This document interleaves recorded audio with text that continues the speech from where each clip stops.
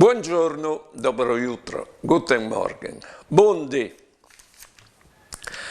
Cristo nos ha raccomandato di non fare confusione tra Dio e il Bec, perché vengono assemellarsi. Allora, il Bec, vedete, sono 50 euro, ma non tocca di chiarte che dome che io credo che vale 50 euro.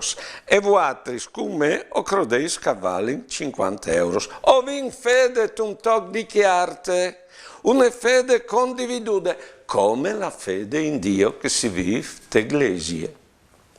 Con di più, i bes ti fanno in tanti places, ti viaggi in tanti sportis.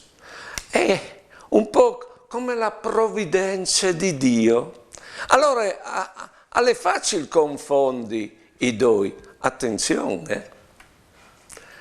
Buone giornate e buone vite.